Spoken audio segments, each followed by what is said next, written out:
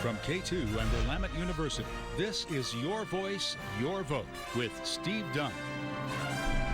And welcome back to the program, everybody. A big change in Portland's diversity, equity, and inclusion policy. Mayor Keith Wilson issuing an executive order last week that allows Portland to receive tens of millions of dollars in federal grants. This in response to President Trump's order in January targeting DEI initiatives nationwide. Mayor Wilson's executive order affects about 75 programs or policies which appear to be in conflict with federal anti-discrimination laws. The order prohibits city bureaus from preferencing certain races or genders in programs or policies. The city will not say what those programs or policies are. Without the mayor's executive order, the city could have lost millions of dollars in federal funds. Joining me now is K2 Chief Investigative Reporter Wright Gazaway, who's been following this story. What happens now, Wright? A lot of things. So the people who work in these equity offices, the different diversity offices, they'll stay in those jobs. So the mayor says they'll get training to make sure they are complying with federal anti-discrimination laws. The city council will also be involved. So if there are any changes that are required for city code, the council will have to approve that. So the next steps are really educating the workers and then getting city council involved. Folks at home right now are saying, how does this impact me?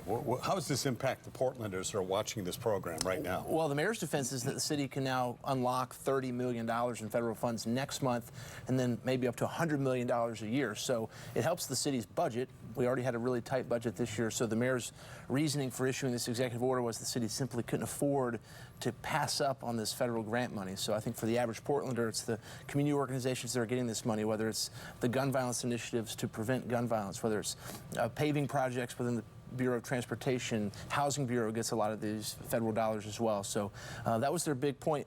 Housing and transportation are getting a lot of this money. And what I understand, the mayor really wrestled with how to respond to this whole situation. What are you hearing as far as the reaction that the mayor is getting?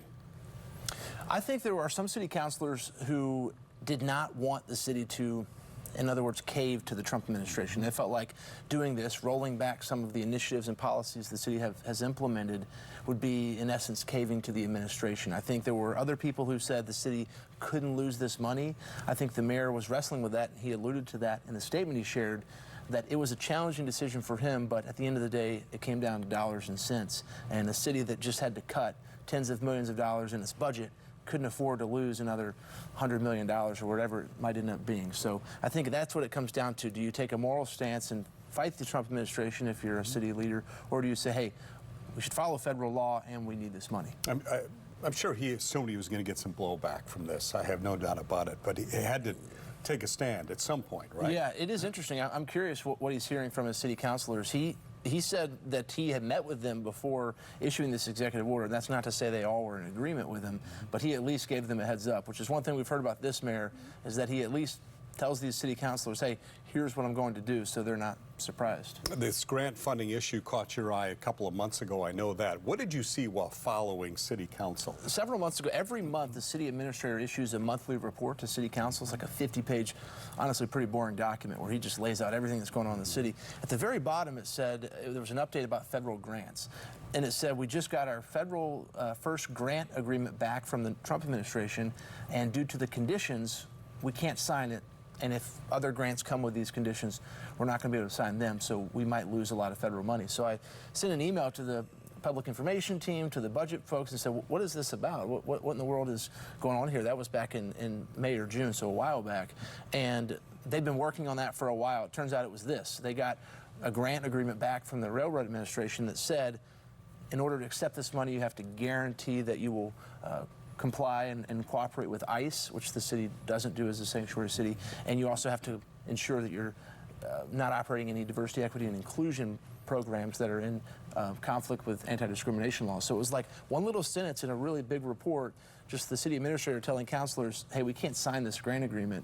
And we started asking questions after that, and it culminated in this. You saw it coming down the road a little bit. Exactly, yeah. City council recently had a confidential meeting with the city attorney about this. What were you able to determine about that meeting? As I understand it, the city attorney basically laid out all the options for the city councilors and for the mayor. And it came down to two things. They could basically not sign the grant agreement, continue operating as is today, and pass up this money, or they should amend their programs that are in conflict with the order, in order to keep that money flowing. That's obviously what the mayor decided to do with his executive order. There are some other options as I understand it, but those were the two main ones. We can, hey, we don't have to change anything, but we will have to give up the federal money, or we can make changes and we can get the federal grant money. Now, Portland is among dozens of cities suing the administration over this. Where does that case stand right now? So that case was brought by King County. They sued the... in Washington? In Washington, Seattle and King County. So they sued HUD over these same grant agreements in the Western District of Washington. So a judge has so far blocked these rules from taking effect. The federal government's appealing that. They're arguing basically the cities and counties are saying the administration can't condition these grants on these arbitrary rules and that Congress has approved the money, so the president and his executive team cannot come in and say, well, here are the new compliance terms.